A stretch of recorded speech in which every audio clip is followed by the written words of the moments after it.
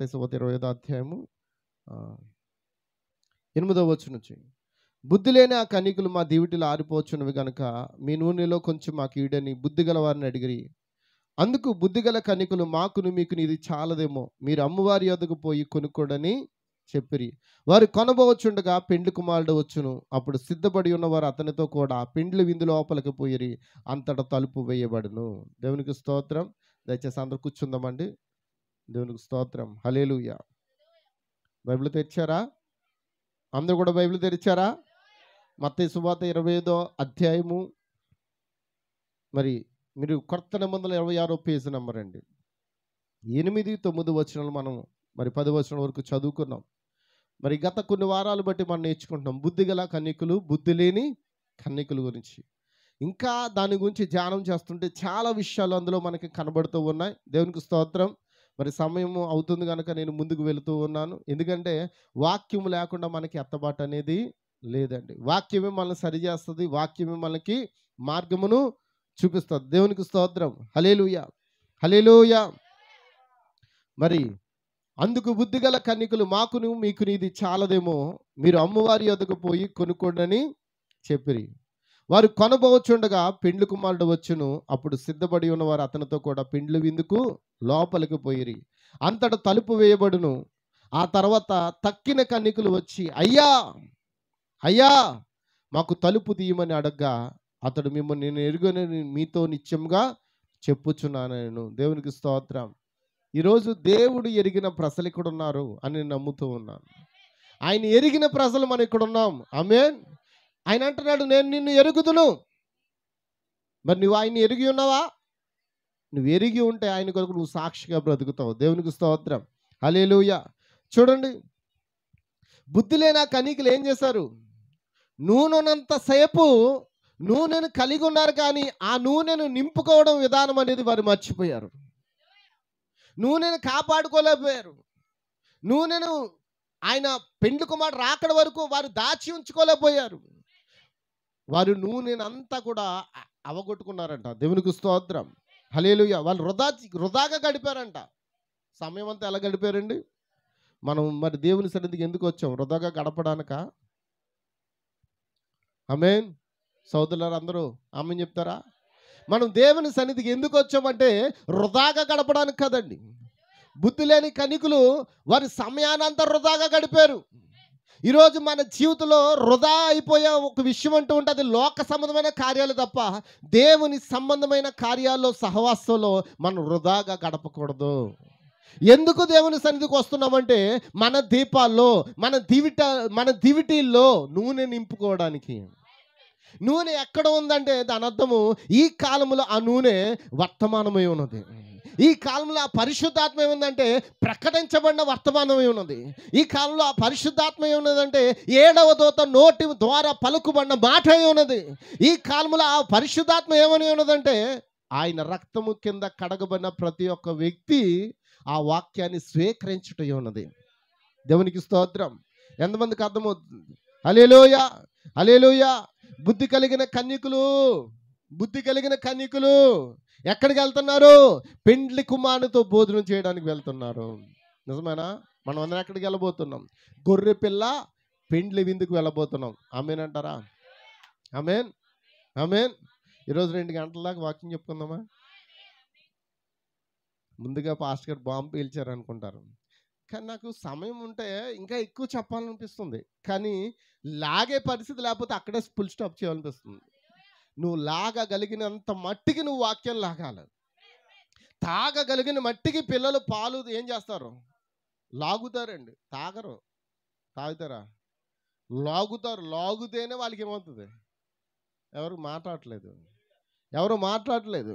పిల్లవాడు లాగినంతసేపు పాలు నా తల్లి ఇస్తేనే ఆ పిల్లవాడికి తృప్తి పొందుతాడు. పిల్లవాడు లాగడం మానివేశాడా దాని అర్థం ఏంటి? కడుపు నిండిపోయింది, ఇంకా ఆపే. ఇంకా ఒకవేళ ఇచ్చినా కూడా ఏమవుతాయి? అవి పక్క నుండి వచ్చేస్తాయి. ఈరోజు దేవుని వాక్యం లాగే విషయంలో ఎవరు ముందున్నారు? నువ్వు లాగాలనుకుంటున్నావా? ఈరోజు దేవుని వాక్యం లాగాలనుకుంటున్నావా? నువ్వు లాగితే నువ్వు ఎంతగా లాగితే అంతగా దేవుడు నీతో ఆహారం ఇచ్చి పోషిస్తాడు నిన్ను. దేవునికి స్తోత్రం. హల్లెలూయా. ఇప్పుడు ప్రకటన గ్రంథం 19:7 రాయబడింది ఏంటంటే, ఆయన స్తుతించుడి, గొర్రెపిల్ల వివాహ సమయం వచ్చినది, ఆయన భార్య తన్ను తాను సిద్ధపరచుకుని ఉన్నది గనుక మనం సంతోషపడి ఉత్సహించి ఆయన మహిమపరిచదమని చెప్పగా వింటిని. మరియు ఆమె ధరించుకొనుటకు ప్రకాశములను నిర్మములైన సన్నపు నారబట్టలు ఆమెకి ఇయ్యబడును, అవి పరిశుద్ధుల నీతి క్రియలు. దేవునికి స్తోత్రం, హల్లెలూయా. మరియు అతను నాతో ఎలాగో చెప్పాను, గొర్రె పిల్ల పెండ్లి విందుకు పిలువబడినవారు ధన్యులని రాయము. మనమందరం ఏమై ఉన్నాం? నిజమేనా? దేవునికి స్తోత్రం. మనమందరం ధన్యులమేనా? ఆమేన్. చెప్పండి అమ్మా. నువ్వు ఎక్కడికి పిలవబడ్డావు? నువ్వు గొర్రె పిల్ల పెండ్లి విందుకి నువ్వు పిలవబడినవారు. మరియు ఈ మాటలు దేవుని యథార్థమైన మాటలని నాతో చెప్పను. దేవునికి స్తోత్రం, హల్లెలూయా. మరి ఈ పెండ్లి విందుకు పిలవడానికి దేవుడు ఒక ఎలియాజరుని కలిగి ఉన్నాడు. ఎంతమందికి అర్థమవుతుంది? రెబెకాను ఇస్సాకును ఐక్యపరచడానికి దేవుడు ఒక ఎలియాజరుని కలిగి ఉన్నాడు. ఎంతమందికి అర్థమవుతుంది? ఆమేన్, ఆమేన్, హల్లెలూయా. రెబెకాను ఇస్సాకును కలపడానికి దేవుడు ఒక ఎలియాజరుని కలిగి ఉంటే, సంఘమైన ఈ రెబెకా వరుడైన ఇస్సాకును కలపడానికి ఈ కాలంలో కూడా దేవుడు ఒక ఎలియాజరుని కలిగి ఉన్నాడు. ఆయన ఈ కాలపు ఏలియా విలియం మ్యారన్ బ్రాన్హమ్ అయి ఉన్నాడు. దేవునికి స్తోత్రం. నువ్వు నమ్మినా నమ్మకమైనా అతడు మనకు ఒక ఎలియాజరు అయి ఉన్నాడు. దేవునికి స్తోత్రం, హల్లెలూయా. ప్రతి సంఘ కాలములో మీరు గమనించండి, ఎఫెసు సంఘ కాలానికి ఒక ఎలియాజరుగా పౌలు పనిచేశాడు. పౌలు అంటున్నాడు, నేను ఒక్క పురుషునికే మిమ్మల్ని నేను ప్రధానము చేసితిమి. కానీ చాలామంది ఇప్పుడు మాకు 2 ఉన్నారు, మాకు 3 ఉన్నారు, మాకు 4 ఉన్నారు, ఎక్కువ మంది ఉన్నారని బోధించుకునే సేవకులు అనేక మంది ఉన్నారు. సహోదరులారా, గమనిస్తూ ఉన్నారా? పౌలు చెప్పిన అదే మాటను ఈ కాలపు ఏలే కూడా అదే మాట చెప్తూ ఉన్నాడు. పౌలు ఏది బోధించాడో నేను అదే బోధిస్తూ ఉన్నాను. పౌలు సంఘము పరలోక రాజ్యంలో ఉంటే, పౌలు బోధించిన సంఘము ఆ పెండ్లి కుమారుని యొక్క పెండ్లి విందులో ఉంటే, నాకు అప్పగింపబడిన ప్రజలు కూడా అక్కడే ఉంటారు. ఎందుకంటే నేను ఏదో కొత్త బోధన బోధించట్లేదు, కానీ మేము ప్రకటించిన సువార్త గాక మరి యొక్క సువార్త మేమైనా పరలోకం నుండి వచ్చిన దూతను ప్రకటించిన అతడు శాపగ్రస్తుడు అవుతాడని చెప్పిన మాట ప్రకారంగా ఇదిగో నేను అదే బోధిస్తున్నాను చెప్పాడు. మధ్యలో ఎంతోమంది వచ్చి వెళ్ళిపోయారు, మధ్యలో ఎంతోమంది సంఘ సంస్కృతులు వచ్చారు, మధ్యలో వీళ్ళందరూ సంఘాన్ని సంస్కృతం చేస్తున్నారు. నువ్వు ఇలా ఉండాలి, నువ్వు ఇలా ఉండాలి, నీతిగా ఉండాలి, నువ్వు శుద్ధీకరించబడాలి, నువ్వు బాప్తిసం పొందాలని చెప్పుకుంటూ పోయారు. కానీ పౌలు బోధించింది ఇప్పుడు మనం బోధించుకుంటూ ఉన్నాం. ఎంతమందికి అర్థమవుతుందండి? హల్లెలూయా. పౌలు ఎఫెసు సంఘానికి పంపబడిన ఒక ఎలియాజరు అయి ఉన్నాడు. నిశ్చయంగా ఐరేనస్ స్వర్ణ సంఘానికి పంపబడిన ఒక ఎలియాజరు. ఆ యొక్క 6 సంఘ కాలాల్లో, లేకపోతే ఆయన కుడి చేతిలో ఉన్న 7 నక్షత్రాలు 7 సంఘ కాలాలకు దూతలై ఉన్నారు.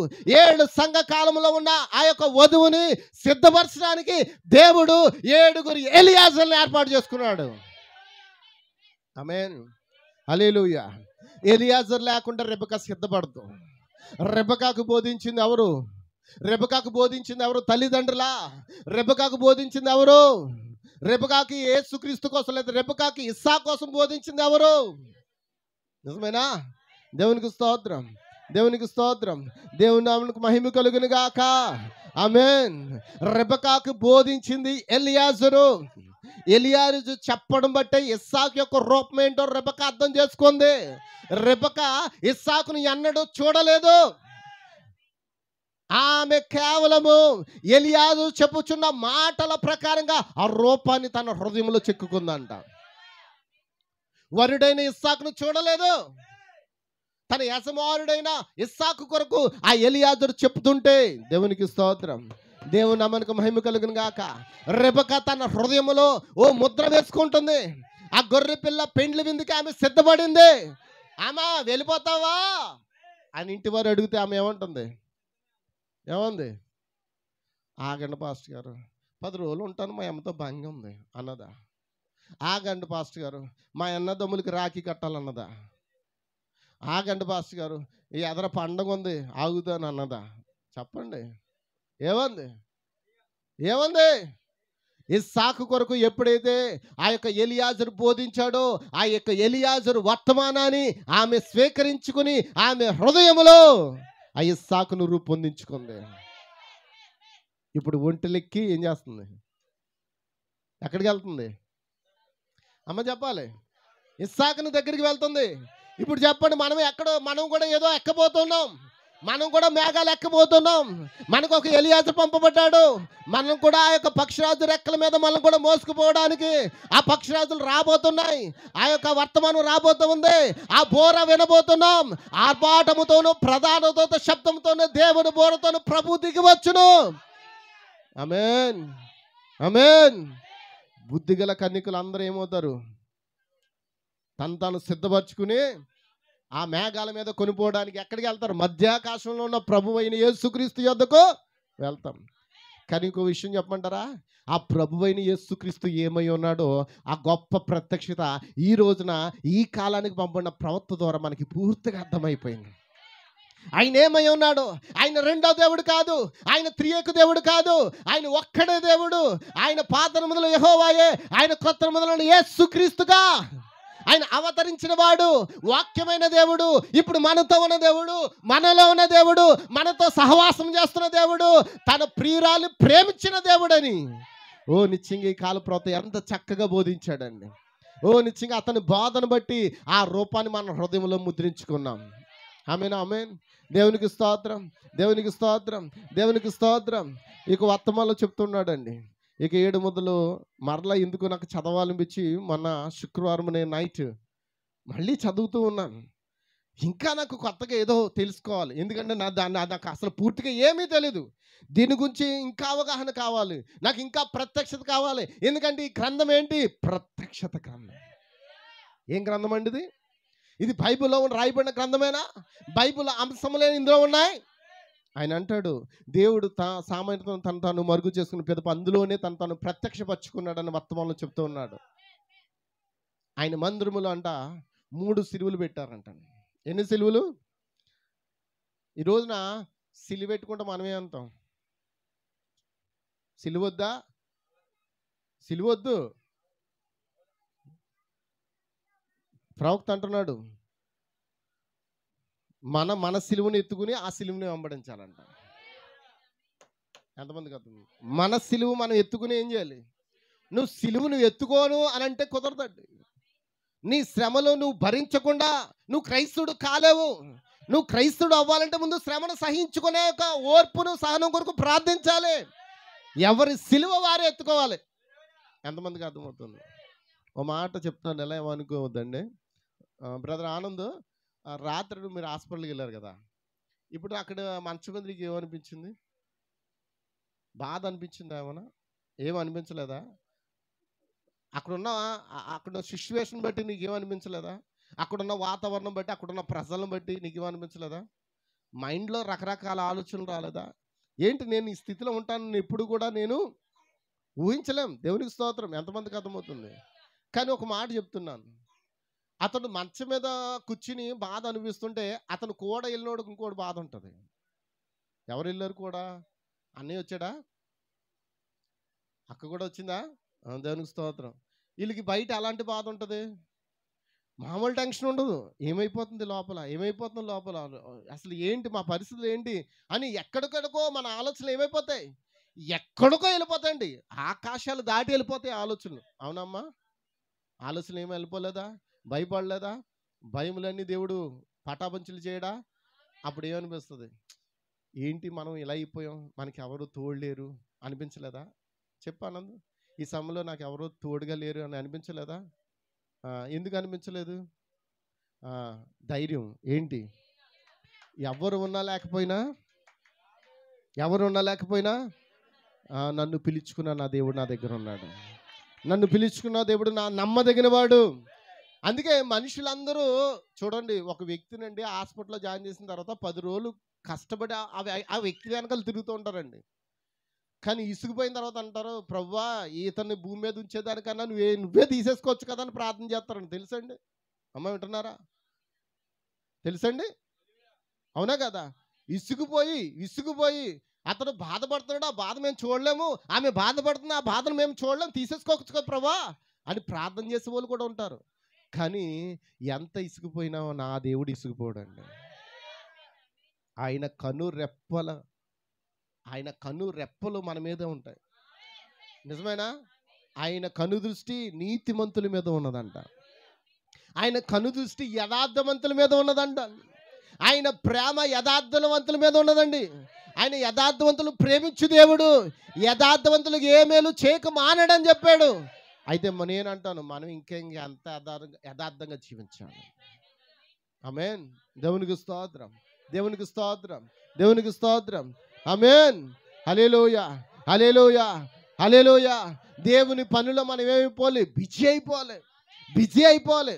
కానీ ఇప్పుడు మనం ఏ పనిలో బిజీ అయిపోతాం చెప్పండి? దేవుడు అంటాడు మొదట, అమ్మ ఏమన్నాడమ్మా?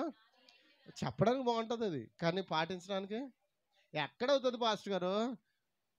మా ఇంట్లో గంజి వండుకోదా మేము? కూర వండుకోదా మేము? ఎక్కడవుతుంది పాస్టర్ గారు? ఎందుకు అవుదండి? మొదట ఆయన నీతిని, ఆయన రాజ్యాన్ని వెతికినప్పుడు నీకేం కావాలో దేవుడు అన్నీ కూడా ఇస్తాడా లేదా? ఆయన నీతి అంటే ఏంటి? వాక్యం. ఆయన రాజ్యం అంటే ఏంటి? ఎక్కడుంది రాజ్యం చెప్పండి? ఎక్కడుంది? మీలోనే ఉందా? దేవునికి స్తోత్రం. మీలోనే ఉందా ఆయన రాజ్యం? అవును, మనుషుల్లో ఉందని చెప్పాడు. ప్రెజెంట్ ఆయన రాజ్యం ఎక్కడుందో తెలుసా?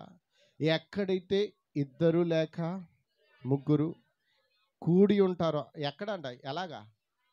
ఆయన నామములో కూడి ఉంటారో వారి మధ్యన నేను ఉంటానని చెప్పాడు. మరి ఆయన రాజ్యాన్ని మనం వెతకాలా?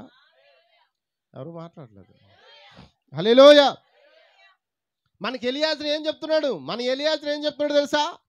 నిత్యం ఆయన సన్నిధి వెతకండి, నిత్యం ఆయన యొక్క ఆలోచనతో జీవించండి. నీకెవరున్నా లేకపోయినా ఆయన మాత్రం నీకు తోడుగా ఉన్నాడు. ఈ కాలపు విలియం బ్రాన్హమ్ ఎన్నో సార్లు చనిపోవడానికి ప్రయత్నం చేశాడండి. హై టెన్షన్ వైర్ కూడా పట్టుకున్నాడు, కానీ చావలే. గన్నను పేల్చుకున్నాడు. ఎందుకో తెలుసా? గన్న ఎందుకు పేల్చుకున్నాడు తెలుసా? అతడు క్రీస్తును ప్రతిబింబిస్తుంటే అందరూ వచ్చి అంటున్నాడు, నువ్వే కదా క్రీస్తువి, ఇంకెందుకు క్రీస్తుని మేము వెతకాలా? ఎంతమందికి అర్థమవుతుంది? బాప్తిస్మిచ్చి యోహాను ఏమనుకున్నారు? అతడే మెస్సీయా అనుకున్నారుగా, అవునా? అనుకున్నారా లేదా? కానీ ఈయన అన్నాడు, చిత కొట్టబడిన సర్పం వర్తమానంలో చెప్తూ ఉన్నాడు, నన్ను మీరు క్రీస్తు అంటే నేను ఘనత కాల్చుకుని చచ్చిపోతాను అన్నాడు. దేవునికి స్తోత్రం. అయితే ఆయనకి చాలా ఇబ్బంది వచ్చింది, చాలా సమస్య వచ్చింది. అతను తట్టుకోలేకపోతున్నాడు, చనిపోవడానికి ప్రయత్నం చేసుకున్నాడు. కారణం ఏంటంటే భార్య చనిపోయింది, కుమార్తె చచ్చిపోయింది. వింటున్నారా? మన దేవుడైతే చనిపోకూడదు కదా, ఈయన దేవుడైతే వారు చనిపోకూడదు కదా. ఎంతమందికి అర్థమవుతుంది?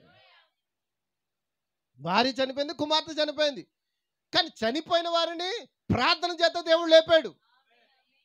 మరి భార్య చనిపోతే, కుమార్తె చనిపోతే ఎందుకు లేపలేదు? ఎందుకంటే దేవుడు చెప్పకుండా ఈ సేవకుడు ఏది చేయడు. అర్థమైందా? అతడు కేవలము ప్రవక్తగా ఉన్నాడు. అతడు కేవలం ఆమోసు 3:7 ప్రకారంగా తన సేవకులైన ప్రవక్తలకు ఆయన సంకల్పించింది బయలుపరచకుండా ఏది కూడా ఆయన చేయుడు అనే దాంట్లో ఆయన కూడా ఒక భాగమై ఉన్నాడు. దేవునికి స్తోత్రం. ఎంతమందికి అర్థమవుతుంది? హల్లెలూయా.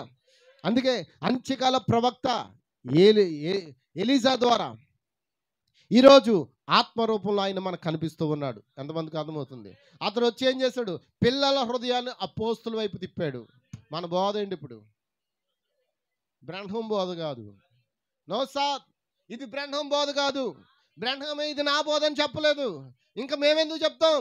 ఇది ఆది అపోస్తుల బోధ. అపోస్తుల కార్యము 2:38 ప్రకారంగా ప్రతివాడును మారు మనసు పొంది పాపక్షమతము యేసుక్రీస్తు నామములో బాప్తిసం పొందండి, అప్పుడు మీరు పరిశుద్ధాత్మ వరమును పొందుదురు. అప్పుడే పొందుదురు. హల్లెలూయా. ఈ వాగ్దానం మీకును మీ పిల్లలకును అనగా దూరస్తులైన మనందరికీ ప్రభువైన దేవుడు తన యొద్దకు పిలిచిన వారందరికీ చెందునని చెప్పాను. ఆమేన్. హల్లెలూయా. అప్పుడు అప్పగిస్తూ ఉన్నాడు. మీరు రొట్టె విరిచి ఉందును. నిజమేనా అన్నాడా? అపోస్తుల సహవాసమందును రొట్టె విరిచుడు ఎదురును ఎడతెక్క ప్రార్థన యందును నిలిచి ఉండమని చెప్పాడు. దేవునికి స్తోత్రం. దేవుని మహిమ కలుగును గాక. హల్లెలూయా.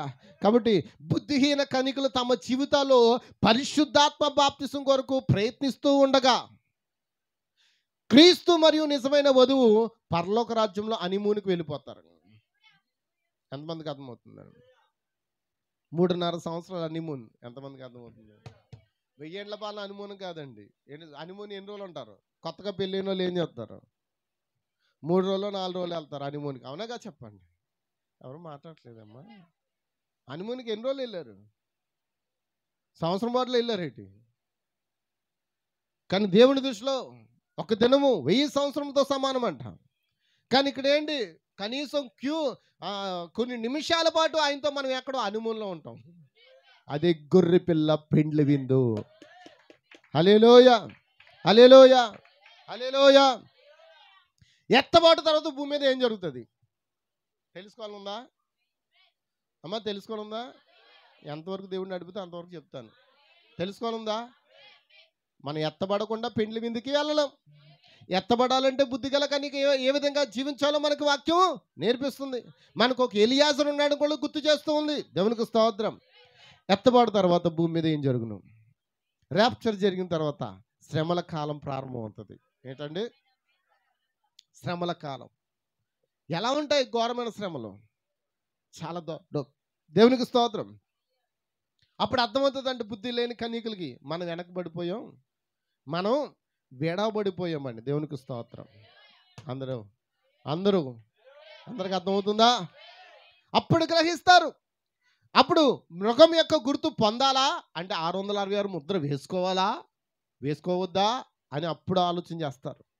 అయితే విడవబడిన కనికులు, బుద్ధి లేని కనికులు వారి విశ్వాసం కొరకు ఆ ముద్ర వేసుకోరంట. ఏ ముద్ర అమ్మ? చెప్పట్లేదు. ఏ ముద్ర అమ్మా? 666 ముద్ర వేసుకోరు. వేసుకోపోతే ఆడు ఏం చేస్తాడు? కత్తితో పొడి చేస్తాడా? ఉరి తీసేస్తాడా? ఏం చేస్తాడు మరి? సింపుల్గా చచ్చిపోంటారా, విషం దాకా చచ్చిపోంటారా అని అంటాడా? వాళ్ళకి 2 ఆప్షన్స్. పాత నిబంధనలో ఎబ్రీ పిల్లలకి ఇవ్వబడిన ఆప్షన్ ఏంటి?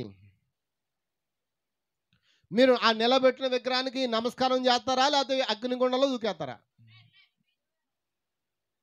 వాళ్ళు ఏం చేశారు? మా దేవుడు మమ్మల్ని కాపాడకపోయినా ఆయన మా దేవుడు అని అప్పుడు ఈ బుద్ధి లేని కనికలు ఏం చేస్తారు? వెళ్ళి అగ్నిగుండంలో దూకేస్తారు. అలా చచ్చిపోతారట. దేవునికి స్తోత్రం. దేవుని నమ్మనికి మహిమ కలుగును గాక. దేవుని నమ్మనికి మహిమ కలుగును గాక. అందరూ ఒక్కసారి క్లాప్స్ కొడదామా? ఎంతమందికి అర్థమవుతుంది? మృగము యొక్క ముద్ర చాలా ఘోరమైంది. ఆ ముద్రను కలిగి ఉన్నవారు ఏమవుతారంటే అన్ని అమ్ముకుంటారు, అన్ని కొనుక్కుంటారు. ముద్ర లేకపోతే అమ్మలేరు, కొనలేరు. ఏమన్నా అమ్ముదామా, కొందామా? ఏమీ చేయలేం. ఏమీ చేయకముందే మనం ఎక్కడికి వెళ్ళిపోవాలి? ఆయన రాగానే ఆ తలుపు తీసి ఆయన రాగానే మనం ఎక్కడికి వెళ్ళిపోవాలి? ఆ గుమ్మం దాటి అవతలకి వెళ్ళిపోవాలి. దేవునికి స్తోత్రం. దేవునికి మహిమ కలుగును గాక. హల్లెలూయా. చూడండి, మృగం యొక్క గుర్తు పొందాలా లేదా వారి విశ్వాసం కోసం చనిపోవాలని ఎంచుకోవడం మధ్య చిక్కుకున్న మూర్ఖులైన కన్నికలు అంట. ఎవరంట వాళ్ళు? బుద్ధి లేని కన్నికలు అంటే ఎవరండి? మూర్ఖులైన కన్నికలు. బలిదానంలో తన ప్రాణాలు అర్పించి వారు తెగలను వదిలివేస్తారంట. ఏంటి ఆ తెగలు?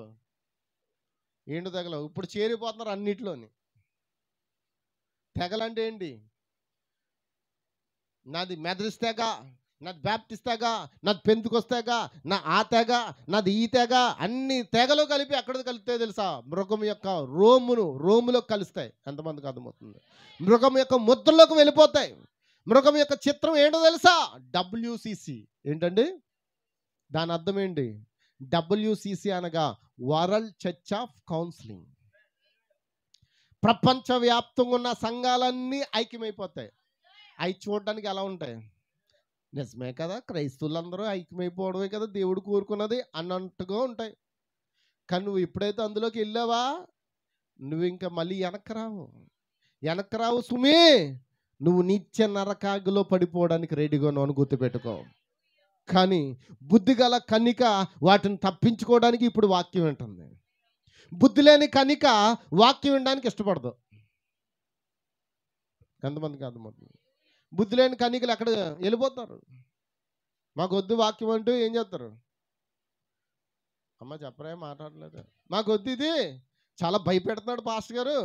ఏంటి, హ్యాపీగా ఉండాలి కానీ చక్కగా డాన్సులు వేసుకోవాలి, చక్కగా హ్యాపీగా ఉండాలి, ఏంటి అక్కడక్కడ పార్టీలు ఏర్పాటు చేసుకోవాలి, అప్పుడక్కడ ఏం చేసుకోవాలి చెప్పండి. అవి చేయాలి కానీ పాస్టర్ గారు ఏంటి ఇలా బోధించేస్తున్నాడు అనుకుని బుద్ధి లేని కన్నికలు ఏం చేస్తాయి? గట్టిగా గట్టిగా చెప్పలు కొట్టండి. హల్లెలూయా. అమ్మా జాగ్రత్తగా వినండి వాక్యం. వారు పాకులాడే వ్యవస్థ ద్వారా శప్పించబడకుండా చనిపోవడాన్ని ఎంచుకుంటారంట. ఎప్పుడు? అప్పుడు దాకా పాకులాడారు, మాది బాప్టిస్ట్, మాది మెథడిస్ట్, మాది క్రీస్తవు, మాది అనుకుని పాకులాడిన వాళ్ళు అందరూ అదేనా అని ఏం చేస్తారంట? ఇంకా అదంతా విడిచిపెట్టి ఏం చేస్తారు? చనిపోవడానికి ఇష్టపడతారు. ఎందుకంటే అప్పటికే సంఘాలన్నీ ఏమైపోతాయి. అమ్మా సహోదరులారా, ఒక మాట చెప్తాను వినండి. పొలం పనుల వాళ్ళకి ఎవరైనా వెళ్ళిన వాళ్ళు ఉన్నారు ఇక్కడ? కొన్ని తెలిసిన వాళ్ళు ఉన్నారా? పొలం పనులు చేసినప్పుడు అవన్నీ కట్టలు కట్టి ఏం చేస్తారు? దొల్ల కొడతారా? దొల్ల కొట్టినప్పుడు గింజలన్నీ రైతు ఏం చేస్తాడు? ఎగరపోతే వేస్తాడు. తన చేతిలో చేట ఉంటుంది, ఎగరపోతే వేసి ఆ పొట్టు అంతా పక్కన పెడతాడు. ఆ గింజలన్నీ ఏం చేస్తాడు? కొట్లోకి తీసుకుపోతాడు. అవునా? అక్కడ విడివిడిగా పడున్నాయి అన్నీ కలిపి ఏం చేస్తాడు? ఆ పనులన్నీ ఏం చేస్తాడు? అమ్మ ఏం చేస్తాడు? మళ్ళీ కట్టల కింద కడతాడు. ఇప్పుడు కట్టల కింద కట్టబడి ఇవన్నీ సంస్థలన్నీ కలిపి ఏం చేస్తున్నాయి? కట్టల కింద. ఎందుకు కట్టబడుతున్నాయి కట్టలు? గడ్డి అంతా కట్టల కింద ఎందుకు కట్టబడుతుంది? అయితే పొయ్యిలోకి లేదా ఆహారానికి. గట్టి కొట్టండి ఒకసారి చెప్పండి. మహిమా, దేవుని నామానికి మహిమా. కట్టలు కట్టబడుతుంది దేనికి? అగ్ని చేత కాల్చివేయడానికి, లేదంటే ఆవులకి గేదెలకి ఆహారం. దేవుడంట వేశ్య దాని పిల్లలందరినీ ఆకాశ పక్షులకి ఆహారంగా వేసేస్తానని ప్రకటన గ్రంథంలో రాశాడు. దేవునికి స్తోత్రం. అందుకే ఈరోజు మనము దేవుని బోరను వినడానికి వచ్చి ఉన్నాం. దేవుని ప్రధాన దూత యొక్క శబ్దాన్ని వినడానికి వచ్చి ఉన్నాం. నిశ్చయంగా ఆ శబ్దం, ఆ బోర వినగానే పరలోకం నుండి ప్రభు దిగి వస్తాడు. క్రీస్తులో చనిపోయిన మనం మొదట లేస్తాం. మరియు సజీవంగా ఉన్న మనము వారితో కలిసి మేఘాల్లోకి, గాలిలో ప్రభువును కలుసుకోవడానికి తీసుకుని వెళ్తాం. ఇది జ్ఞానవంతులైన కన్యకులు పట్టుకోవడం అంటే దాని అర్థం ఎత్తబాటు గురించే. దేవునికి స్తోత్రం. ఇది ఎంతమందికి అర్థమవుతుంది? మనం ఏం కాబోతాం? క్రీస్తునందు మృతులు మొదట లేతురు, ఆపై సజీవులుగా నిలిచిండు మనము వారితో కలిసి. అంటే ఇప్పుడు మనం అమెరికాలో ఉన్న వారిని కలవాలా? ఆఫ్రికాలో ఉన్న వాళ్ళని కలవాలా? కాదండి. ఇక్కడ ఎవరైతే వాక్యము కింద మరణించి ఉన్నారో, క్రీస్తునందు మరణించి ఉన్నారో వారు లేపబడతారు. వారితో కలిసి మనం ప్రభువును ఎదుర్కొనేందుకు మేఘముల మీద కొనుకోబడతాం. అందరూ కలిసి మేఘాల్లో కలుపుతాం. ఎంతమందికి అర్థమవుతుంది? ఎంతమందికి అర్థమైందండి? నిజమేనా? మరి బుద్ధి లేని కన్యకులు మరి ఏం త్రోసివేశారు? ఇప్పుడు ఏం దోష వేస్తున్నారు గుర్తుపెట్టుకోండి. అవి నేను చెప్పి ఈరోజు వాక్యాన్ని ముగిస్తాను. హల్లెలూయా. బుద్ధి లేని కన్యకులు పరిశుద్ధాత్మ బాప్తిసాన్ని పొందడానికి ఇష్టపడలేదు. 10 మంది కన్యకులే పెండ్లి కుమారుని కలవడానికి బయలుదేరారు. మరియు వారిలో సగం మంది దీపంలో నూనె ఉంది, వారిలో సగం మందికి నూనె లేదు. అది శరీరంలో చనిపోయిన మరియు సజీవంగా ఉన్న భాగం.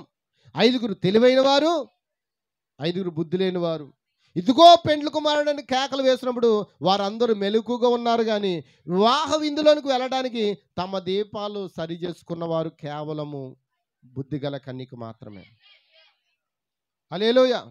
అప్పుడు అంటున్నంత బుద్ధిహీన కన్యక ఏమని? మీలో కొంచెం వచ్చు కదా, మాకు మీరు నా వర్తమానం మాకు ఇప్పుడు చెప్పచ్చు కదా. ఇప్పుడు వినండి అమ్మా అని మనం ప్రకటిస్తున్నా, ఇప్పుడు వినకపోయినా రేపు పొద్దున వచ్చి అడుగుతారంట, అమ్మా ఏంటి సత్యం అంటే ఏంటి? సత్య స్వరూపిణి ఆత్మ మీలోనికి వచ్చినప్పుడు మిమ్మల్ని ఏం చేస్తుందంట? సర్వ సత్యంలోనికి నడిపిస్తుందని చెప్పండి మాట. ఇప్పుడు చెప్తుంటే ఇప్పుడు వద్దు మాకు, అప్పుడు చెప్పండి. అప్పుడు ఎప్పుడు అంతా అయిపోయిన తర్వాత. ఇప్పుడు కొంతమంది అంటున్నారు, మా పిల్లలకి పెళ్ళిళ్ళు అవ్వట్లేదండి, అందుకే బాప్తిసాలు వద్దండి. అప్పుడే ఒక తల్లిని అడుగుతుంటే, అమ్మ దేవుని రాకడ రేపేమో తెలుసుకో అమ్మా, బాప్తిసం పొందమ్మా అంటే, మా అబ్బాయి పెళ్ళి అవ్వాలండి, ఎందుకంటే పెళ్ళికి అందరూ చుట్టాలు బంధువులు వస్తారు కదా. మరి ఈ లోపల చిలక ఎగిరిపోతే చిలక ఎగిరిపోతే 2 గూట్లో చిలక ఎగిరిపోతే దేవుడు అందుకోసం తర్వాత అన్నా పొందుకుంటాదన్నదిలే అని చూస్తాడా? దేవునికి స్తోత్రం, దేవుని మహిమ కలుగును గాక.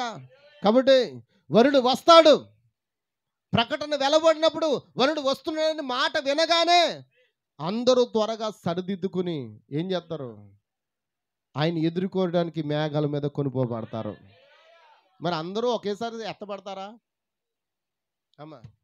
అందరూ ఇక్కడ ఎత్తబడతామా? చర్చిలో ఉంటుండగా దేవుడు తీసిపోతాడా? నువ్వు స్నానం చేస్తున్నావు కూడా వెళ్ళిపోతావు. నువ్వు మంచం మీద పడుకున్నప్పుడు ఒకవేళ బైబిల్ అదినే చెప్తుంది, ఇద్దరు మంచం మీద పడుకుంటారు, ఒకరు ఎత్తబడ, ఒకరు. నువ్వు ఏ పని చేసినా అక్కడ నుండి ర్యాప్చర్ అయిపోద్ది. కానీ ర్యాప్చర్ మీద మనకు ఒక అవగాహన కావాలి, ఎల్లానో ఒక ఆశ కావాలి. పాస్టర్ గారు బోధించిన కొంతమంది అనుకుంటారు హృదయంలో మాట చెప్తున్నాను, పాస్టర్ గారు అలా చెప్తారు, ఎప్పుడు వస్తాడైనా ఓ మాట చెప్తాను, ఎప్పుడు వస్తాడు అనుకున్నావేమో. ఒకవేళ నువ్వు వచ్చినా రాపోయినా నువ్వు క్రీస్తునందు చచ్చిపో, అది నీకు మేలు. ఒక దినాన్ని దేవుడు నిన్నేం చేస్తాడు? నీ శరీరమును దేవుడు మళ్ళా మహిమ శరీరంగా మార్చి లేపుతాడు.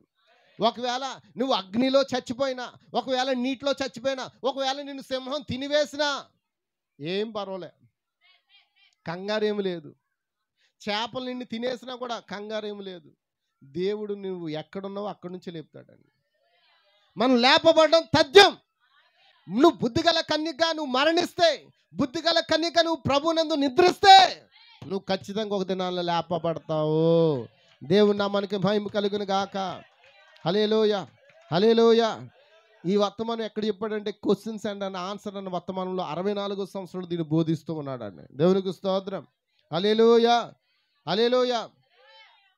జ్ఞానవంతులైన కన్యకులు మాత్రమే దాని ఎత్తబాటును కలిగి ఉంటారా? ఎంతమందికి అర్థమవుతుంది ఏంటండి? జ్ఞానవంతులైన కన్యకులు, బుద్ధిగల కన్యకులు మాత్రమే ఎత్తబాటును కలిగి ఉంటారా? అవును, వారు మాత్రమే ఎత్తబాటును కలిగి ఉంటారు. ఎంతమంది తెలుసుకోవాలనుకుంటున్నారు అమ్మా? తెలుసుకోవాలనుకుంటున్నారా? చూడండి, సమయం ఆసన్నమైంది, చర్చి సమయం ఆసన్నమైంది, ఇక వేచి ఉండకండి. చూడండి, ఎత్తబడి అన్ని సమయాల్లో జరగదని మీకు ఎలా తెలుసు? ఎత్తబాటు అనేది చాలాసార్లు జరుగుతుందా? కన్నురెప్పబాటులో జరిగే కార్యమే ఉన్నది. దేవునికి స్తోత్రం.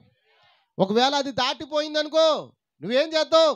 ఒకటి అదృశ్యం అవుతుంది, తర్వాత ఒకటి అదృశ్యం అవుతుంది, తీర్పు భూమి మీద తాకుతుంది. తీర్పు ఏంటి? మహాశ్రమలు. దేవునికి స్తోత్రం, హల్లెలూయా. ఇప్పుడు చాలా ఆలస్యం అయిపోయింది, గుర్తుంచుకోండి. వారు వాడలోనికి ప్రవేశించిన రోజు వరకు వారికి అదేంటో తెలియదు. ఏంటి? తీర్పులు భూమి మీదకి వస్తాయి, ఎలా వస్తాయన్న సంగతి వారికి అమ్మా. నోవహు వాడలోనికి వారు వెళ్ళేంత వరకు కూడా ఈ భూమి మీదకి తీర్పులు కుమ్మరించబడలే, వర్షం చినుకు పడలేదు. వారు ఎప్పుడైతే వాడలోనికి వెళ్ళిపోయారో అప్పుడు తీర్పు మొదలైంది. దేవునికి స్తోత్రం, హల్లెలూయా. ఆపే చాలా ఆలస్యం అయిపోయింది. ఆమె తిరిగి వచ్చి జ్ఞానవంతులైన కన్యకులు పోయారని కనుగొనే వరకు బుద్ధి లేని కన్యకు ఏమీ తెలియదు అంట. అమ్మా, మనం వెళ్ళిపోయే సంగతి ఎవరికి తెలుస్తుందా అమ్మ? చెప్పండి. మన చుట్టాలు కూడా మనకు తెలీదు. అప్పుడు ఆమె శ్రమల కాలానికి మిగిలిపోతుంది. ఎవరు ఆమె? బుద్ధి లేనిది, విడవబడింది, శ్రమల కాలానికి మిగిలిపోతుంది. చర్చి అది, వధువు కాదు. ఎంతమంది కాదు? చర్చి అంటే ఏంటి? సంఘము. వధువు కాదు. వధువు చర్చి అంటే సంఘము శ్రమల గుండా వెళుతుంది, కానీ వధువు కాదు. వధువు శ్రమల గుండా వెళ్ళదు. ఎంతమందికి అర్థమవుతుంది? దీనికి ఏంటి బైబిల్ ఏం చెప్తుంది ఆధారం? బైబిల్ ఆధారం చెప్పాలి కదా. దేవునికి స్తోత్రం. చర్చి శుద్ధి కోసం వెళ్తుంది. అప్పుడు దాకా శుద్ధి చేసుకోమని అవకాశం ఇచ్చినా శుద్ధి చేసుకోలేదు. ఎప్పుడు శుద్ధి చేసుకుంటుంది? శ్రమల కాలం మొదలయ్యాక. ఒరే బాబోయ్, ఆ 666 ముద్ర ధరించేదానికన్నా మనం చచ్చిపోయి ఎక్కడికి వెళ్ళిపోతాం? కానీ చచ్చిపోవడానికి మరణాన్ని వెతుకుతారంట, మరణం వారికి దొరకదు. పోనీ వాళ్ళు ఏమైనా సింపుల్గా చంపేస్తారా? ఏమిటి శ్రమల కాలం అంటే ఏంటి? యూట్యూబ్లో మీరు అప్పుడప్పుడు షార్ట్స్ చూస్తుంటారు కదా.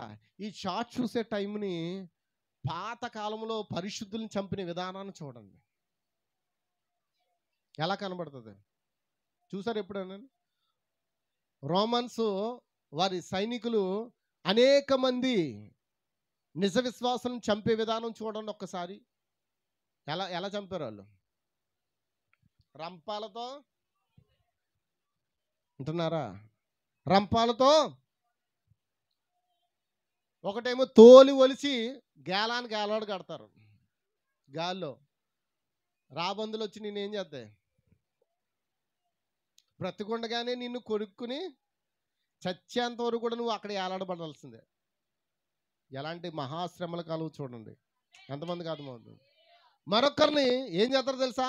ఆ ప్రాంతాన్ని ప్రజలకు తెలియాలని ఒక పెద్ద గొట్టం లాంటి ఒక రాగి బిందె లాంటిది ఉంటుంది, దానికి ఒక పెద్ద బోర ఉంటుంది, దానికి ఒక మూత ఉంటుంది. ఆ వ్యక్తిని అందులో పడేస్తారండి, కాలు చేతులు కట్టి కింద మంటాడతారు. ఆ బోర శబ్దం బయటకు ఉంటుంది. అప్పుడు ఇక లోపల ఉన్న వ్యక్తి ఏమవుతాడు? అటు చావలేక మరణం వెతుకు, పోనీ కాళ్ళు చేతులు కట్టేసి ఉన్నాయి కదా, కొంచెం పీకు నొక్కి చచ్చిపోతామన్న, మరణమును వెతుకుతారు కానీ మరణం వారికి దొరకదంట. అతి కిరాతకంగా, అతి ఘోరంగా విడవబడిన కనికులు చనిపోతారు. అంత మన ఘోర శ్రమలు మనకెందుకు కానీ అమ్మా, బుద్ధి తెచ్చుకుని బుద్ధిగల కనికల జీవించేత బాగోదు. నచ్చట్లేదా? బుద్ధిగల కనిక మారిపోతే బాగోదు. బుద్ధిగల కనికల జీవిస్తే సరిపోదు. బుద్ధిగల కనిక మారిపోయి బుద్ధిగల కనికల జీవిస్తే ఆ యొక్క ఎత్తబడిలో మనం ఉంటాం కదా. దేవునికి స్తోత్రం. దాన్ని విడబడేదానికన్నా మనం అదే నిర్ణయించుకోవడం మేలు కదా. దేవునికి స్తోత్రం. హల్లెలూయా, హల్లెలూయా, హల్లెలూయా.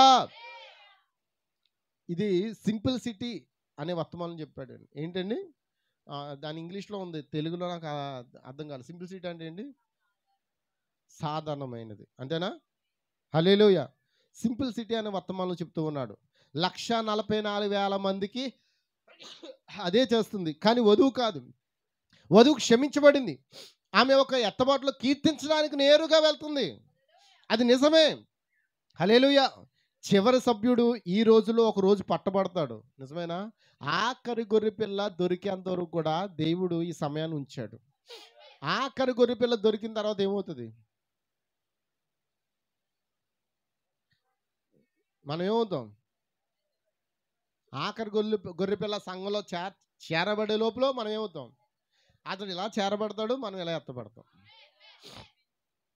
అందుకే ఆఖరి గంటలో వచ్చేవాళ్ళు కూడా రక్షించబడతారు. వారి కొరకు దేవుని వాక్యం ఉంది. దేవుడు నిన్ను ముందుగా ఎందుకు రక్షించాడు తెలుసా? నువ్వు సిద్ధపడాలని. నువ్వు విడవబట్ట ఆయనకి ఇష్టం లేదు, నువ్వు నశించబడడానికి ఇష్టం లేదు. దేవునికి స్తోత్రం. కాబట్టి గమనించండి, బుద్ధిగల కనిక నిజంగా ఆమె ఏం చేస్తుంది? వాక్యాన్ని స్వీకరిస్తుంది. హల్లెలూయా. ఆమె ఏం చేస్తుంది? రహస్యాలను పట్టుకుంటుంది. ఓ నిశ్చయంగా అతను ఎప్పుడు వస్తాడో, ఆయన ఎప్పుడు వస్తాడో అని ఆమె ఏం చేస్తుంది? ఎదురు చూస్తూ ఉంటుంది. దేవునికి స్తోత్రం. మరి బుద్ధిగల కన్నికలు ఏం చేస్తారు? శ్రమల కాలంలో మిగిలిపోతారు. హల్లెలూయా, హల్లెలూయా. మరి వధువు ఏం చేస్తుంది? వివాహం ఇందులోకి వెళుతూ ఉంటుంది. ఆమేన్. కానీ వారు హింసను అనుభవించరు. మరియు ఎవరయ్యారంటే హతసాక్షులుగా ఎవరు మారిపోయారు? బుద్ధి లేని కన్నికలు హతసాక్షులుగా మారిపోతారు. దేవునికి స్తోత్రం. హల్లెలూయా. అప్పుడు ఆయన గొర్రెలను మేకల నుండి వేరు చేసే కార్యం ఒకటి జరుగుతుంది. వారు తీర్పు ముందు నిలబడతారు. నిజమేనా? మరి మనకు తీర్పు ఉందా? మనకు తీర్పు ఉందా? క్రీస్తు యేసునందున్న వారికి ఏ శిక్షా విధి లేదు. దేవునికి స్తోత్రం. ఓ యోహాను సువార్త 5:24 చదవండి ఎవరన్నా త్వరగా. నేను ముగింపులోకి వస్తూ ఉన్నాను, చదవండి. నా మాట విని నన్ను పంపిన వాని యందు విశ్వాసముంచువాడు నిత్యజీవం గలవాడు, మరియు తీర్పులోనికి రాక మరణములో నుండి జీవంలోనికి దాటిపోయాను.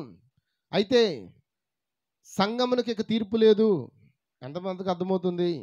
అది ఎత్తబాటులోనికి తీసుకోబడుతుంది. మరియు పరిశుద్ధాత్మ పొందని ప్రజలపై తీర్పును అమలు చేయడానికి తిరిగి వస్తుంది. మనలో ఎవరైనా కోర్టుకు అన్యాయమైన న్యాయమూర్తికి పరిశుద్ధులు భూమికి తీర్పు తీరుస్తారని మీకు తెలియదా? హల్లెలూయా. పౌలు దాని గురించి చెప్పలేదా? మేము క్రీస్తుతో కలిసి తీర్పు తీరుస్తాం. ఎవరికి తీర్పు తీస్తాం అంట మనం? దేవదూతలకి, మేకలకి, గొర్రెలకి. ఎంతమందికి అర్థమవుతుంది? దేవునికి స్తోత్రం. హల్లెలూయా, హల్లెలూయా. క్వశ్చన్స్ ఆన్సర్స్లో చెప్తున్నాడు. గాడ్ బీయింగ్ మస్టుడ్ అనే ఒక వర్తమానంలో చెప్తూ ఉన్నాడు. దేవునికి స్తోత్రం. మహాశ్రమల కాలంలో వచ్చిన సంఘం ఎలా ఉంటుందో తెలుసా? విడబడిన సంఘం ఎక్కడికి వస్తుంది? తీర్పులోకి వస్తుంది. ఎక్కడికి వస్తుంది? పరలోక రాజ్యానికి వస్తుంది. మనకంటే భక్తి చేసిన ప్రజలు అప్పుడు బయటకు వస్తారు. వారు చంపబడి వస్తారు, శ్రమల గుండా వస్తారు. ఎందుకో తెలుసా? వధువు ముందుగానే వెళ్ళిపోయింది. కారణం ఏంటి తెలుసా? నోవాహు వాళ్ళలోకి వెళ్ళిన తర్వాత నోవాహు శ్రమల కాలం గుండా ఆ శ్రమలో ప్రయాణం చేశాడు. నిజమేనా? అంతకుముందు ఎవరు వెళ్ళిపోయారు?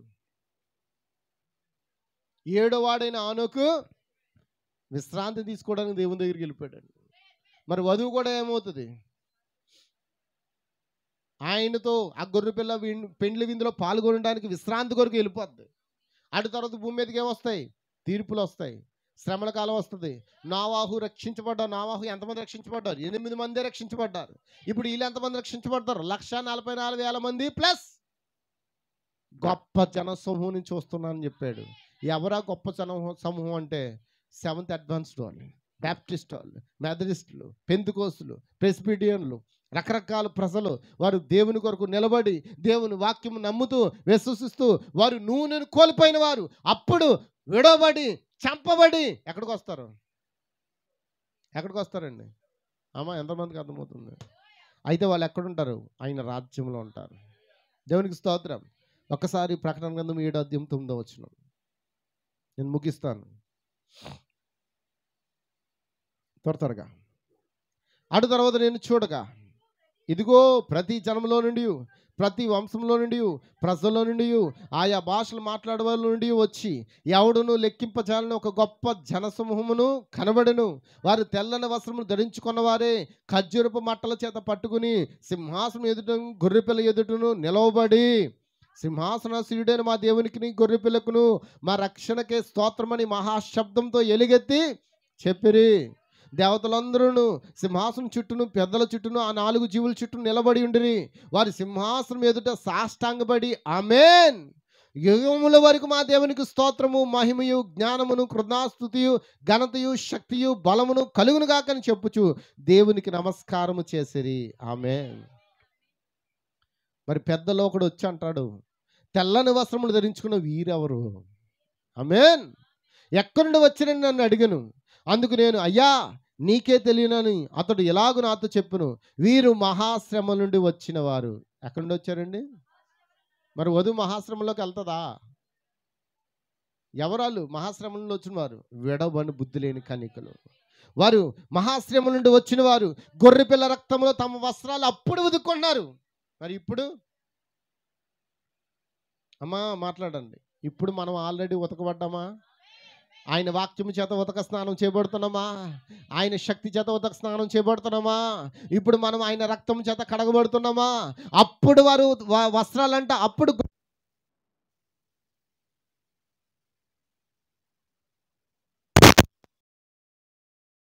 అందువలన వారు దేవుని సింహాసనం ఎదుట ఉండి రాత్రి పగలు ఆయన ఆలయంలో ఆయన సేవించుచున్నారు.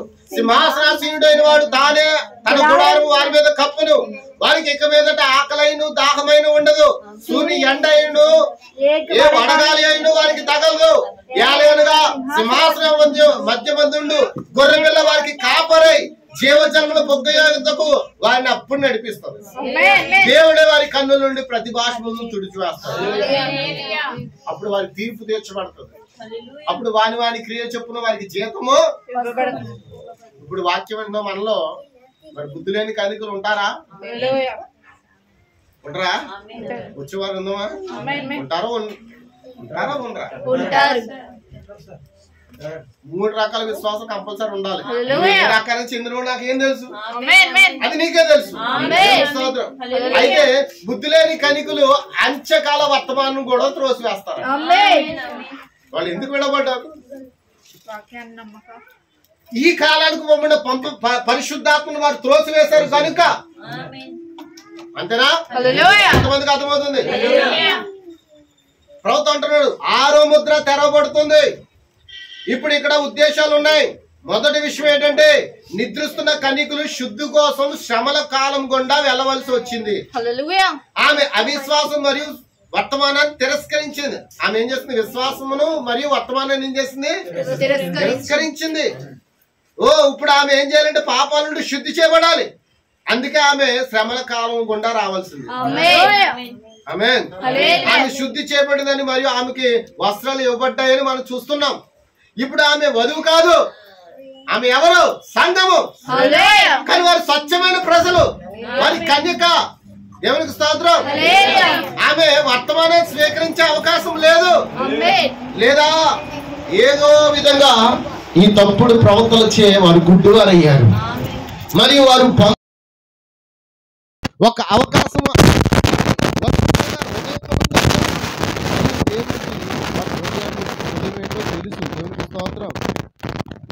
అమ్మ వింటున్నారా? మరి ఇక్కడ వారు ఈ సమయంలో శుద్ధి చేయబడ్డారు. ఎప్పుడు శుద్ధి చేయబడతారంట? శ్రమల కాలం గుండా వారు చంపబడి అక్కడికి వచ్చి వారు శుద్ధి చేయబడతారు. శ్రమలకు వెళ్దామా? చెప్పండి అమ్మా. శ్రమలు మనకు వద్దు, మన సహోదరులు కూడా వద్దు, మన స్నేహితులకి కూడా వద్దు. ఇంకా ఈవెన్ ఈ కాలప్రభు చెప్పాడు మన శత్రువు కూడా శ్రమలకు వెళ్ళకూడదని చెప్పాడు. ఇప్పుడు ఆమె శ్రమల కాలం గుండా వెళ్ళవలసి ఉంటుంది. దానికి కారణం ఆమె ప్రాయచిత్తాన్ని దాన్ని పూర్తి స్థాయిలో తిరస్కరించింది. ఆమె విశ్వాసి, నమ్మిన వ్యక్తి అని చెప్పుకుంది. కానీ ఆమె శ్రమల కాలం గుండా వెళ్ళవలసి ఉంటుంది. బైబిల్ అలా చెప్పింది. మిగిలిన వారి కోసం యుద్ధం చేయడానికి ఘట సర్పం తన నోటి నుండి నీటిని చిమ్మింది. మరియు అది ఎంతటి గంట చరిత్రలో నామమాత్రపు చర్చీలు. ఏంటండి? నామకార్థపు చర్చీలు. పరిశుద్ధాత్మ బాప్తిసం కోసం అంతగా ఆకలితో ఉన్న సమయం ఎప్పుడూ లేదు. నేను క్రైస్తవ వ్యాపారవేత్తల తరపున మాట్లాడుతున్నాను అంటున్నాడు. హల్లెలూయా. కాబట్టి నిరంతరం ఇది ప్రెస్బిటియన్కి, లూథరన్కి, క్యాథలిక్కి మరియు వందలాది మంది బాప్టిస్టులు, క్రీస్తు చర్చి నజరేన్లు, యాత్రికులు, పవిత్రత, సెవెంత్ డే అడ్వెంటిస్టులు ప్రతి ఒక్కరూ వెతకడానికి ప్రయత్నిస్తున్నారు. ఏంటి వెతకడానికి ప్రయత్నిస్తున్నారు? మేము వెళ్ళిపోవాలి. కానీ వారు ఏం చేస్తారు? పొందుకోరు. ఎందుకని? వారు ఈ కాలానికి పంపిన వర్తమానాన్ని వారు ఏం చేస్తారు? త్రోసివేస్తారు. అందుకే బుద్ధి లేని కన్యకులు ర్యాప్చర్ను, ఎత్తబాటును కోల్పోతారు. బుద్ధి లేని కన్యకులు ఎత్తబాటుని కోల్పోతారు. అదే ర్యాప్చర్. దేవునికి స్తోత్రం. అందుకే ఇప్పుడు నేను ప్రపంచ పునాదికి ముందే నిన్ను ఎన్నుకున్నానని చెప్తున్నాడు. హల్లెలూయా. ఎందుకు? యేసు శిష్యులతో తాను వారితో ఉన్నానని, మరియు అతను వారిని ఎన్నుకున్నాడని, మరి ప్రపంచ పునాది వేయబడక ముందే, జగత్ పునాది వేయబడక ముందువే వారిని తెలుసుకున్నానని చెప్పాడు. నిజమేనా? కాబట్టి దేవుడు నమూనాను ఉంచుతాడు. ఇప్పుడు ఎత్తబాటులో వెళ్ళే ఎన్నికైన వ్యక్తులు ఉంటారా? ఎత్తబాటులో వెళ్ళడానికి ఎన్నికైన వ్యక్తులు ఉన్నారా? అమ్మా, ముందే నిర్ణయించబడ్డారు వారు. మంచి నిజాయితీ గల పవిత్రమైన వ్యక్తుల సమూహం ఉంటుంది. కానీ దేవుడు ప్రజలు రక్షించాడు. అయినా సరే వారు ర్యాప్చర్లో ఉండరు. కొంతమంది ర్యాప్చర్లో, దేవుడు రక్షించిన వాడు ర్యాప్చర్లో. కానీ ఎవరు ఉంటారో తెలుసా? ముందు నిర్ణయం చేయబడిన వారు మాత్రమే ఎన్నికలో ఉంటారు. ముందు నిర్ణయం చేయబడిన వారు మాత్రమే ఎత్తబాటులో ఉంటారు. మిగతా వాళ్ళు ఎక్కడ ఉంటారు? రెండో పునరుద్ధానంలో ఉంటారు. రెండో పునరుద్ధానం అంటే ఏంటి? అందుకే బైబిల్ చెప్తుంది మొదటి పునరుద్ధానంలో ఉన్నవారు ధన్యులు. రెండో పునరుద్ధానం అంటే ఏంటి? శ్రమల కాలం గుండా చచ్చి, చీకిపోయి, శ్రమలు అనుభవించి, అవమానాలు భరించి, తినలేక, తిండి పెట్టలేక అన్నీ భరించి వారు ఏం చేస్తారు? ఆ ముద్ర వేసుకునే బదులు చచ్చిపోవడం బెటర్ అని, ఆడు ఎలా చంపుకుంటాడు చంపుకోనని వదిలేసుకుంటారంట. కానీ అప్పుడు దారుణమైన మరణం. అలాంటి మరణాలు మన జీవితంలో ఎన్నడూ చూడలేం. కనుకనే దేవుడు మనల్ని ఆ కాలంలో పుట్టించలేదు. ఏ కాలంలో? హిట్లర్ కాలంలో, స్టాలిన్ కాలంలో, లూజ్ విత్ కాలంలో మనల్ని దేవుడు ఎందుకు పుట్టించలేదు?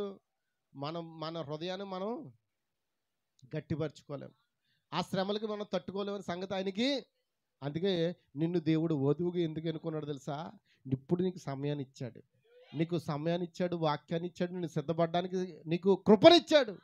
ఇప్పుడు ఇది కూడా నువ్వు త్రోసివేసావు అనుకో, ఇంక మిగిలేదేంటి? శ్రమల కాలం. అందులోకి వెళ్ళి నువ్వు 666 ముద్ర వేసుకోకుండా నువ్వు ఏమీ చేయలేవు, ఏమీ కొనలేవు, ఏమీ అమ్మలేవు, తిండి కూడా తినలేవు. ఇప్పుడు చెప్పండి, ఇప్పుడు ఆల్రెడీ 666 ముద్ర ప్రవేశపెట్టబడిందా? ఆల్రెడీ దాని కొరకు ప్రయత్నాలు చేస్తూ ఉన్నారు. ఆల్రెడీ దానికి నమూనాగా ఇప్పుడు మనందరికీ ఆధార్ కార్డులు వచ్చా? అమ్మ చెప్పడం మాట్లాడలేదు. ఆధార్ కార్డు లేకపోతే పని అవ్వదు, పాన్ కార్డు లేకపోతే పని అవ్వదు. అప్పుడు ఏంటి? 666 ముద్రలు లేకపోతే అంతే. ఇవన్నీ బైబిల్లో ఉన్నాయి. కాబట్టి ఏది మనం దాటిపోవడానికి లేదు. కాబట్టి సహోదరులారా, మిమ్మల్ని నేను హెచ్చరిస్తూ ఉన్నాను. ఏంటో తెలుసా? ఖచ్చితంగా నోవాహు నిద్రిస్తున్న కన్నికల వల్లే తీసుకెళ్ళడం ఒక రకంగా ఉన్నాడు. కానీ శ్రమ రాక మునిపే ఆనోకు ఏమయ్యాడు? తీసుకెళ్ళిపోయాడా? దేవుడు అతన్ని తీసుకెళ్ళాడా? ఎందుకంటే ఆనోకు ఎత్తబడ్డాడు మరియు కనిపించలేదు. సంఘం బయలుదేరడం వంటిది నోవాహు అతను గమనించాడు. నిజమేనా? నోవాహు ఎవరిని గమనించాడు? ఆనోకుని గమనించాడా? ఆనోకు వెళ్ళడం చూసినప్పుడు శ్రమల ద్వారా మోసుకుపోవడానికి ఓడలోనికి ప్రవేశించిన సమయం ఆసన్నమైందని అతనికి తెలిసింది. అందుకే 10 మంది కన్యకలు వరుణ్ణి కలవడానికి బయలుదేరారని, 5 జ్ఞానులు, 5 బుద్ధి లేని వారని బైబిల్ చెబుతూ ఉంది. మరి వారందరూ కన్యకలే ప్రతి ఒక్కరూ, కానీ 5 జ్ఞానులు, మరి వారి దీపంలో నూనె ఉంది. మరి వారు వరుణ్ణి కలవడానికి వారు బయలుదేరారు. మరి వరుడు వచ్చాడు, మరి నూనె ఉన్నవారు లోపలికి వెళ్ళారు, మిగతా వారు ఎక్కడున్నారు? బయట ఉన్నారు. అప్పుడు అంతటా తలుపు, నోవహు దినాల వాడ తలుపు వేయమన్నట్లుగా అక్కడ కూడా తలుపు. అప్పుడు తలుపు కొట్టాడతారు. తాత, అంకుల్, బాబాయ్, పాస్టర్ గారు, లోపల ఎంతమంది ఉన్నాను పిలిచినా ఆ లోపల వాళ్ళకి ఏమీ వినబడదు. కానీ ఒకరికి వినబడుతుంది. ఎవరికి? పెండ్లు కుమారుడికి వినబడుతుంది అంట. ఇలా అంటారంట, అంకుల్ చెప్పండి, యేసు ప్రభువుకి రికమెండేషన్ చేయండి, ఆయన నామమున మేము దెయ్యాలు వెలగొట్టాం. అంకుల్ ఇక్కడ కార్యాలు చేస్తాం మేము, చెప్పండి చెప్పండి చెప్పండి అంటే అప్పుడు ఆయన అంటాడు, అక్రమ జీవులను వద్దండి, బాగుండి మీరు ఎవరో నాకు తెలియదు అంటారు. కాబట్టి ఖచ్చితంగా బుద్ధి లేని కన్యకులు రెండవ పునరుద్ధానంలో రక్షించబడతారు. మరి చెప్పండి, మొదటి పునరుద్ధానం ఉందామా, రెండవ పునరుద్ధానం ఉందామా? మీరు దేని కొరకు ఎన్నిక చేయబడ్డారు? మొదటి పునరుద్ధానంలో క్రీస్తునందు మృతులుగానే మారిపోండి, లేదంటే ఎత్తబాటుగానే సిద్ధపడండి. రెండు ఆప్షన్లు. మూడోది ఏంటంటే, విడబడిన తర్వాత శ్రమల కాలం వస్తుంది, అది మహాఘోరమైనది. ఆ శ్రమల కాలంలో విడబడితే మనం ముద్ర వేసుకోకుండా ఉంటేనే మనం చంపబడతాం. చంపబడి మరి మరణం వెతికినా కూడా దొరకదు. ఒకవేళగా మనం బలమరణం చేసుకున్నా దేవుడు తీసుకోడు. ఎంతమంది కాదు, మంది ఆత్మహత్యలు చేసుకుంటే దేవుడు తీసుకోడు. శత్రువు చేతిలో చావాల్సిందే. పోనీ శత్రువునే వెంటనే ఈయన పీకోసేంట్రా, ఈయన ఊరేసేంట్రా అంటాడా? అలాంటి చావులు కాదండి, అవి మహాఘోరమైన మరణాలు అంట. అలాంటి మరణాలు మనం చూడకూడదు. అందుకే వాటిని చూడకుండా మనం ఏమవ్వాలి? ఎత్తబాట్లకి. అలాగా మరణించిన వారు, వారి విశ్వాసం కొరకు చనిపోయిన వారు ఒక దినాన ఆ గొప్ప జనసమూహ శబ్దంలో అక్క ఏంటది, సింహాసనం ఎదుట, గొర్రెపిల్ల ఎదుట వారు ఏం చేస్తారు? నిలబడతారు. వారు తీర్పులోకి వస్తారు. ఇప్పుడు మనకు తీర్పు, అక్కడ మనకు తీర్పు లేదండి, ఇప్పుడు మనకు తీర్పు ఉంది. ఎంతమంది కాదు, ఎవరి చేత తీర్పు పొందుతున్నాం మనం? అమ్మ చెప్పండి, ఎవరి చేత? ఎందుకు? లోకంతో పాటు శిక్ష పడకుండా నిమిత్తం ఇప్పుడు ప్రభు చేత మనం శిక్షింపబడుచున్నాం. దేవునికి స్తోత్రం. ఇది బెటరే కదా. మరి మా జీవితాలు మార్చుకుందామా? దేవుడు మిమ్మల్ని దీవించును గాక. God bless you. God bless you. ప్రార్థన చేసుకుందామా? ఆమేన్. ఎంతమంది ప్రార్థన చేయడానికి రెడీగా ఉన్నారు? ఒక మాట మీతో చెప్పనివ్వండి, అది కట్టేసాను.